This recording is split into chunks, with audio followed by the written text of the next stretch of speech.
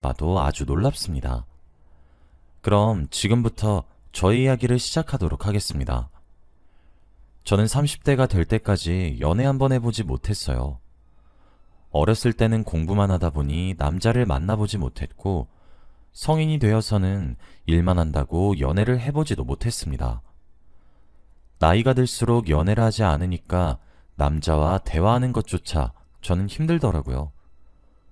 누군가 저한테 조금이라도 잘해주면 금방 흔들리고, 설마 이 사람이 나를 좋아하나 착각도 했습니다.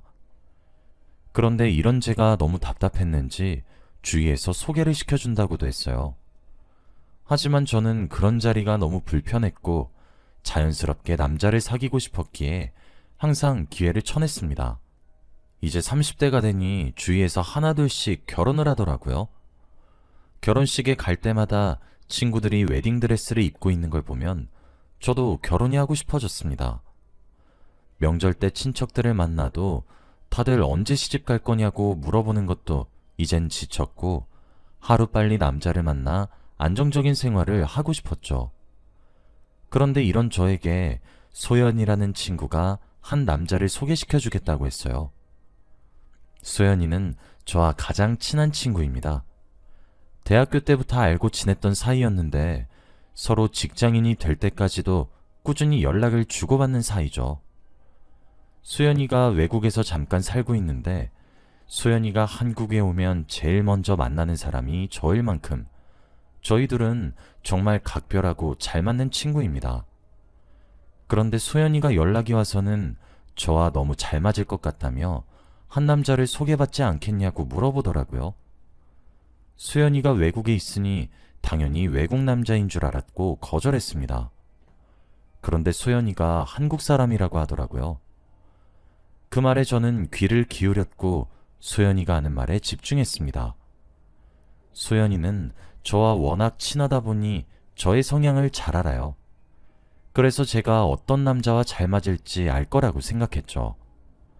원래라면 제가 소개는 잘 받지 않는데 이제 나이가 차기도 했고 하루빨리 결혼을 해야겠다는 생각에 그 남자를 소개받기로 했습니다. 우연히 그 남자가 고향에 가기 위해 이번 주에 한국에 온다고 했고, 그날에 맞춰서 그 남자와 저는 만나기로 했죠. 상대 남자를 만나기 전 너무 떨려서 일상생활이 불가능했어요.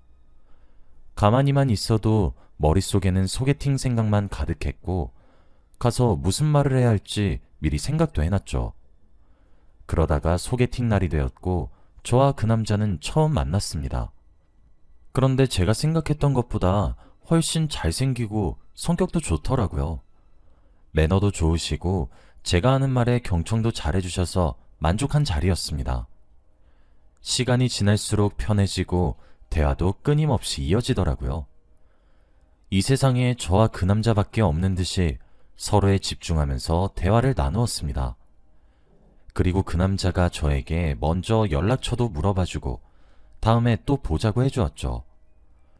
첫 만남은 너무 좋았고 그 남자가 다시 외국으로 돌아가기 전까지 저희는 매일 만났습니다. 만나면 만날수록 저와 너무 잘 맞았고 이런 사람을 소개시켜준 소연이한테도 고마웠어요. 그리고 저희는 헤어져야 하는 시간이 다가왔습니다. 그 남자는 잠깐 한국에 들린 거라 며칠 뒤 바로 외국으로 돌아가야 했어요. 그래서 저는 공항까지 마중을 나갔고 그 자리에서 저는 그 남자한테 고백을 받았습니다. 저와 연애를 해보고 싶다고 했고 저는 당연히 그 고백을 받았죠. 그렇게 저는 첫 연애를 장거리 연애로 하게 되었습니다. 남자친구가 외국으로 떠나고 수연이에게 감사 인사를 했어요. 사귀기로 했다며 이런 남자를 소개시켜줘서 고맙다고 말이죠. 그런데 수연이는 바쁜지 제 연락을 보지 않았고 그렇게 며칠이 흘렀어요. 수연이가 답장을 하지 않아도 저한테는 남자친구가 있으니 외로울 틈이 없었습니다. 남자친구와 매일 영상통화에 전화도 하니 더할 나위 없이 행복하더라고요. 이 행복이 과연 끝나면 어떡하나 싶었지만 제 걱정과 달리 저희는 오랜 기간 연애를 했습니다. 장거리 연애라 자주 못 보기는 하지만 그만큼 서로 너무 애틋했어요. 많이 못 보면 반년 가까이 못 보지만 그래도 기다릴 수 있었죠. 제가 남자친구가 있는 나라로 가기도 하고 남자친구가 한국에 오기도 합니다. 남자친구와 소연이는 같은 나라에서 지내고 있으니 셋이서 자주 만나기도 했죠. 한국이 아닌 다른 나라에서 저의 소중한 사람들을 만나니까 더 신나기도 했습니다. 그렇게 저와 남자친구는 5년의 연애 끝에 결혼을 하기로 결정했어요. 양가 부모님들도 너무 좋아하셨고 다들 축하해 주었습니다. 다행히도 남자친구는 결혼과 동시에 한국에 있는 회사를 다니기로 해서 해외를 나가지 않아도 돼요. 그리고 소연이도 그때쯤 한국으로 돌아왔죠. 저와 남자친구는 부부가 되었고 한국에 와서도 소연이와 셋이서 자주 놀았어요. 그리고 저희는 집도 근처에서 살았습니다. 저희 동네와 소연이의 직장이 멀었는데 소연이가 혼자 있으면 심심하다며 자신의 출근 시간을 감당하면서까지 저희 동네로 와서 살았죠. 그래도 저는 친한 친구가 가까이 있으니 오히려 좋았습니다. 퇴근을 하고 나서 같이 술 한잔할 사람이 있다는 게 얼마나 좋은지 몰라요. 그런데 저는 남편까지 있으니 집에 돌아가고도 싶었죠. 소연이가 술을 먹자며 자주 부르긴 했지만 그 당시 저와 남편은 신혼부부였고 둘만의 시간이 필요했어요. 그래서 소연이의 부름에도 몇 번 나가지 않은 적이 있습니다. 그런데 이런 날이 계속 반복되니 소연이가 많이 외로웠나 봐요. 갑자기 자고 있는데 새벽 3시쯤 소연이한테서 전화가 왔습니다. 혼자서 술을 먹은 건지 혀가 잔뜩 꼬여서는 자신을 좀 데리러 와달라고 했죠. 저는 차를 몰고 소연이를 데리러 갔고 저희 집에서 재웠습니다. 다음날 해장을 해주기 위해서 말이에요. 그런데 소연이가 술이 떡이 된 채로 이불 위에 누워서 이상한 말을 하기 시작했어요. 옆에는 남편이 서 있었고 저희 둘은 소연이가 하는 말에 귀를 기울였죠. 소연이는 혼자서 중얼거렸는데 저는 바로 이해가 되지 않았습니다. 굉장히 충격적인 말이었거든요. 내가 네 남편이랑 사귀었던 사이인 건 넌 꿈에도 모르지? 이게 무슨 말인가요? 소연이와 제 남편이 과거에 사귀었던 사이라뇨. 저는 이 상황이 도저히 납득이 되지 않았고 옆에 서 있는 남편을 쳐다봤습니다. 남편은 동공이 미친 듯이 흔들리고 있었고 저와 눈이 마주쳤죠. 소연이는 이 말을 내뱉고 바로 잠이 들었고 남편과 긴 이야기를 나누었습니다. 남편은 오랜 고민 끝에 입을 열기 시작했어요. 그런데 남편이 하는 말은 굉장히 충격적이었어요. 소연이의 말이 사실이라고 합니다. 둘은 해외에 있을 때 만나던 사이였고 약 1년간 연애를 했다고 합니다. 그런데 성격 차이로 남편이 먼저 헤어짐을 고했고 결국 둘은 갈라섰다고 해요. 헤어지고 나서 길에서 우연히 몇 번 만났고 인사하면서 지내다가 결국엔 다시 연락이 닿았다고 합니다. 그런데 둘은 전혀 이성적인 감정 없이 정말 친구 사이로 지내왔다고 해요. 그래서 소연이가 저한테 남편을 소개해 준 것이고요. 남편은 헤어지고 나서 소연이를 한 번도 여자로 본 적이 없다고 했지만 솔직히 아내로서 많이 배신감을 느꼈습니다. 저와 가장 친한 친구인 소연이와 남편이 사귀었던 사이였다는데 어떻게 말을 해주지 않을 수 있나요? 그리고 이때까지 셋이서 이리저리 많이 돌아다녔는데 그럼 남편은 현 여친과 전 여친과 함께 여행을 다닌 거잖아요. 소연이가 외국에 있을 때 자신이 만난 남자 이야기를 해준 적이 있었는데 저는 당연히 외국인 남자친구인 줄 알았어요. 그런데 그 남자가 바로 제 남편이라뇨? 저한테 전화로 이것저것 연애 상담을 하기도 했었고 너무 좋다고 난리도 피웠었는데 그게 모두 다 제 남편 이야기라뇨. 남편의 말을 듣고 머릿속이 더 복잡해졌고 남편과 대화조차 하기 싫었습니다. 화도 났고 속상하기도 했어요. 그리고 그날부터 소연이를 마주하기도 힘들었고 남편이 너무 미웠습니다. 소연이는 다음날 기억이 안 나는지 평소처럼 대했지만 저는 예전처럼 다가가기 어려웠어요. 소연이도 남편에게 제가 왜 이런지 들었는지 저와 조금씩 거리를 두었습니다. 수연이와 남편이 같이 있는 것만 봐도 저는 둘 사이를 의심하게 되었고 집착하게 되었어요. 아무리 둘이서 이성적인 감정이 없다고는 했지만 제 상식상 헤어졌던 커플이 마냥 친구가 될 순 없다고 생각했거든요. 그리고 저는 소연이와 조금씩 멀어졌고 만나는 횟수도 예전보다 확실히 줄었습니다. 다 같이 술을 안 먹은 지도 오래되었고 연락도 잘 하지 않죠. 혹시라도 남편이 소연이와 연락을 할까봐 남편의 휴대폰도 검사를 하기 시작했고 의심도 많아졌습니다. 그런데 남편은 이런 저를 이해해 주었고 모든 걸 숨김없이 털어놔 주었죠. 저희 부부는 조금씩 돈독해졌지만 그동안 소연이는 저희와 많이 멀어졌습니다. 그렇다고 제가 먼저 소연이한테 연락을 하고 싶지는 않았어요. 한때 친했던 친구인데 이렇게 멀어져서 조금은 아쉽긴 했지만 말이죠. 그런데 몇 달 뒤 소연이한테서 연락이 왔습니다. 너무 오랜만에 연락이 와서 오히려 놀랐고 저는 아무렇지 않게 대답했죠. 그런데 소연이가 하는 말은 정말 충격적이었습니다. 나 결혼해. 너는 꼭 초대하고 싶어서 이렇게 연락해. 소연이가 남자를 만나는 것도 몰랐는데 갑자기 결혼을 한다고 하니까 너무 놀랐습니다. 제가 그만큼 소연이와 많이 멀어졌었다는 생각에 미안하기도 하더라고요. 그 연락을 빌미로 소연이와 오랜만에 둘이서 만나 수다를 떨었습니다. 소연이와 결혼하는 남자는 외국인이었고 장거리 연애 후 결혼한다고 하더라고요.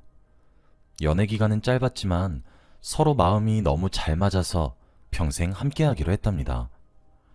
소연이가 드디어 마음 맞는 남자를 만났다는 생각에 너무 기뻤고 결혼을 진심으로 축하를 해줬어요. 소연이가 결혼함과 동시에 저희는 다시 예전의 관계로 돌아왔습니다. 소연이가 결혼을 하니까 남편과 둘이 있어도 전혀 의심을 하지 않게 되었고 단둘이서 연락을 주고받아도 괜찮았어요. 항상 셋이서 만났다면 이젠 소연이 남편까지 넷이서 만나니까 더 재밌었죠. 저희는 부부 동반 모임도 한 달에 한 번은 꼭 가서 재밌게 놀다 왔습니다. 소연이네 남편이 해외에서 일을 해서 한국에 오는 날이면 꼭 저희와 놀았죠. 그만큼 저희 부부는 사이가 좋았고 다시 친해질 수 있었습니다. 그런데 소연이가 저에게 말하지 않은 한 가지 비밀이 있었어요. 바로 혼전 임신을 했던 거였습니다. 저희는 생각보다 배가 너무 빨리 나와서 의아해하고 있었는데 소연이가 다 말해주더라고요. 혼전 임신을 해서 일부러 결혼을 빨리 했다고 말이죠. 솔직히 놀라긴 했지만 그래도 친구가 임신을 한 건 축복이니 옆에서 많이 도와주었습니다. 소연이의 임신 기간에 저는 소연이 집으로 자주 가서 손과 발이 되어 주었죠. 소연이네 남편이 한국에 잘 없으니 제가 많이 도와주었습니다. 그렇게 소연이가 만삭이 되었어요. 출산 예정일이 거의 다 와갔고 저는 그때쯤 아예 소연이네 집에서 살았습니다. 혹시라도 새벽에 병원에 가야 할 일이 생기면 제가 도와주어야 하니 말이죠. 그런데 왠지 모르게 촉이 좋지 않은 채로 잠이 든 날 새벽에 누군가 저를 깨웠어요. 바로 소연이었죠. 소연이는 얼굴에 식은땀이 잔뜩 난 채로 저를 흔들었고 그 순간 직감했습니다. 아이가 나오려고 한다고 말이죠. 저는 급하게 병원으로 달려갔고 소연이는 출산을 했습니다. 그리고 소연이가 출산을 하는 동안 소연이 남편에게 연락을 해서 소식을 전달했죠. 한창 정신없이 이리저리 연락을 하고 있는데 그때 수술방 안에서 아기 울음소리가 들렸습니다. 저는 아기 울음소리를 듣고 저도 모르게 눈물이 났어요. 제가 낳은 것도 아닌데 왠지 벅차오르더라고요. 그런데 갑자기 수술방에서 간호사 몇 명이 뛰어나왔다가 다시 뛰어 들어가고를 반복했어요.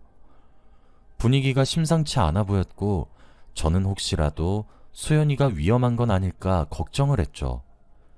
그리고 보호자인 저를 불렀습니다. 저는 영문도 모른 채 들어가 소연이를 보았죠. 그런데 소연이는 괜찮았는데 간호사들과 의사 선생님께서 눈치를 보셨습니다. 무언가 망설이고 있는 것 같았죠. 그리고 의사 선생님께서 말씀하셨습니다. 남편분이 외국인 아니신가요? 네, 맞는데요? 그럼 이게 어떻게 된 일인지 참. 저와 수연이는 멀뚱멀뚱한 눈빛으로 쳐다보고 있었고 그때 간호사분께서 아기를 저희에게 보여주었죠. 그런데 아기의 생김새는 정말 충격적이었습니다. 당연히 혼혈아일 줄 알고 얼마나 예쁠까 싶었는데 아기는 토종 한국인처럼 생겼었어요. 저는 순간 말이 나오지 않았고 저희들의 눈은 전부 소연이한테 가 있었죠. 소연이는 정말 상상도 못했다는 반응과 동시에 어찌할 바를 몰랐어요. 일단 급한 수술부터 끝내고 이야기를 나누기로 했습니다. 그리고 병실로 돌아와 소연이의 몸이 조금 괜찮아졌을 때 이야기를 나누었어요. 하지만 제가 이것저것 캐물어도 소연이는 아무 말이 없었습니다. 대체 누구의 자식이고 남편한테는 어떻게 설명할 것인지 다 물어봐도 대답을 안 해주었어요. 저는 너무 답답했고 조금이라도 말해주어야 도와줄 수 있다고 했어요. 그런데 그 순간 소연이는 눈물을 터뜨렸고 제 앞에서 울기만 했습니다. 그리고 저한테 아기를 숨겨달라고 했죠. 나중에 다 설명하겠다며 말입니다. 결국 저는 수연이의 부탁을 들어주었어요. 수연이의 남편한테는 아기가 많이 아파서 볼 수 없다고 거짓말을 했고 최대한 빨리 외국으로 보냈어요. 그리고 수연이의 아기는 저희 집에 데려다 놨습니다. 수연이는 저희 집으로 와서 아기를 돌보기도 했고 잠시 약속이 있으면 저한테 육아를 부탁하기도 했죠. 그런데 그 일이 있고 나서 몇 달이 지났는데도 수연이는 저에게 말할 생각이 없어 보였어요. 더 이상 수연이 남편한테 거짓말을 하기도 양심에 찔렸고요. 그런데 그날 저는 충격적인 것을 발견했습니다. 수연이는 가만히 멍을 때리며 저희 집 거실에 앉아 있었고 저는 수연이의 아이의 기저귀를 갈고 있었죠. 그런데 그때 기저귀를 갈다가 아이의 몸에 새겨진 점을 발견했습니다. 한 번도 본 적이 없는데 굉장히 익숙한 점의 위치였죠. 그리고 곰곰이 생각을 해봤습니다. 그런데 얼마 뒤 저는 그 점을 어디서 봤는지 생각해냈죠. 바로 남편이었습니다. 소연이 아이의 등을 보면 한가운데 점이 있어요. 그런데 제 남편도 똑같은 위치에 비슷한 크기의 점이 있습니다. 저는 그 순간 모든 행동을 멈췄고 머릿속을 굴렸어요. 이 아이의 아빠가 제 남편일 수도 있다는 그런 위험한 생각을 했죠. 제가 갑자기 정지 상태가 되어서 소연이가 무슨 일 있냐고 물어보더라고요. 그리고 저는 소연이를 똑똑히 쳐다봤습니다. 등에 점, 설마 애 아빠도 있니? 그 순간 소연이는 모든 걸 체념한 듯한 눈빛을 보였어요. 저는 소연이의 얼굴을 보고 모든 걸 직감했습니다. 소연이는 고개를 숙이고 아무 말도 하지 않았어요. 얼마 뒤 소연이는 고개를 끄덕였고 저는 조용히 일어섰죠. 그리고 방으로 들어가려고 했어요. 화도 나지 않았고 너무 충격적이라 아무것도 손에 잡히지 않았습니다. 방으로 들어가려는 저를 보고 소연이가 제 등 뒤에서 엄청난 말을 하기 시작했죠. 내가 먼저 좋아했어. 근데 너랑 결혼까지 할 줄은 몰랐다고. 소연이는 제 남편과 헤어지고 나서도 제 남편을 잊지 못했고 더 오래 보기 위해 일부러 저를 소개시켜 주었는데 이렇게 결혼까지 할 줄은 꿈에도 몰랐다고 합니다. 그래서 결국 둘은 넘지 말아야 할 선을 넘었고 이렇게 아이까지 낳게 된 것이죠. 저는 이런 드라마 같은 상황에 할 말을 잃었습니다. 이성적인 감정이 전혀 없다는 두 사람의 말은 다 거짓말이었어요. 그리고 저는 그 둘에게 남은 정이 탈탈 털렸고 아이와 소연이의 남편이 너무 불쌍했습니다. 소연이가 저한테 그동안 아이의 비밀에 대해 말해주지 못한 것도 바로 제 남편의 아이였기 때문이었죠. 저는 그 자리에서 바로 소연이의 남편에게 연락을 해 모든 걸 다 알렸어요. 그리고 저는 소연이한테 소금을 뿌렸죠. 당장 꺼지라고 하면서 말입니다. 소연이는 소리를 깍 지르며 저희 집에서 나갔어요. 그날 저녁 모든 소식을 다 들었는지 남편이 급히 집으로 돌아왔어요. 그리고 저는 누워있는 아기를 보여주며 말했죠. 네 아기인 거 알고 있었지? 당신이랑 똑같이 등에 점이 있더라? 이 말을 하니 남편은 바로 제 앞에서 무릎을 꿇었어요. 그리고 두 손을 싹싹 빌며 말했습니다. 여보, 내가 다 잘못했어. 딱 하룻밤의 실수였어. 다신 그럴 일 없을 거야. 어? 제발 한 번만 봐줘. 남편의 말에 저는 헛웃음이 나왔습니다. 어떤 여자가 이 상황을 봐주나요? 제 절친과 불륜을 저지른 것으로도 모자라 아이까지 낳았는데 말입니다. 그 순간 저희 집에 누군가 찾아왔어요. 남편을 지나쳐 현관문으로 가 문을 열었는데 소연이의 남편이 서 있었습니다. 그리고 소연이의 남편 옆에는 소연이가 있었어요. 도망치다가 잡혔는지 꼴이 말이 아니었고 소연이의 남편도 화가 많이 난 것 같더라고요. 그리고 저희는 사자 대면을 했습니다. 소연이네 남편은 제 남편을 지금 당장이라도 한 대 치고 싶어 하는 것 같았지만 저희가 말렸습니다. 그리고 저희 모두 이혼을 하기로 했어요. 당연히 저는 남편한테 위자료는 받을 수 있는 만큼 받을 생각이었죠. 그리고 소연이네 남편도 저와 똑같았습니다. 아이는 어떻게 할지 이야기를 했어요. 그런데 소연이는 당연히 제 남편과 다시 재결합을 할 거라고 예상했나 봐요. 하지만 제 남편의 의견은 소연이와 달랐습니다. 절대 소연이와 부부가 되고 싶지 않다고 딱 잘라 말했거든요. 그 말에 소연이는 많이 상처를 받은 걸로 보였고 저는 통쾌했습니다. 그리고 양육비만 주기적으로 보내는 것으로 했죠. 저희는 다음날 넷이서 다 같이 법원으로 가서 이혼 도장을 찍었습니다. 그리고 소송을 걸어 위자료를 두둑히 받았죠. 저와 소연이네 남편은 상간녀 상간남 소송도 했습니다. 그들이 돈에 허덕이는 삶을 옆에서 바라보는데 얼마나 고소했는지 몰라요. 남편은 두 사람한테 위자료를 줘야 했고 양육비까지 내야 하니 대출을 받아서도 불가능했습니다. 두 사람이 망가져가는 모습이 최고의 복수였어요. 그리고 저는 남편과 갈라서고 더 잘 살아갔습니다. 신경 쓸 것도 없었고 달마다 위자료가 들어오니 얼마나 쏠쏠한지 몰라요. 그들은 결국 스스로의 무덤을 판 것이죠. 앞으로 저는 저를 위해서 살아갈 생각입니다. 역시 연애는 많이 해봐야 하는 게 답인 것 같아요. 여러분은 저 같은 일 겪지 않으셨으면 좋겠어요. 저의 이야기는 여기까지입니다. 들어주셔서 감사합니다.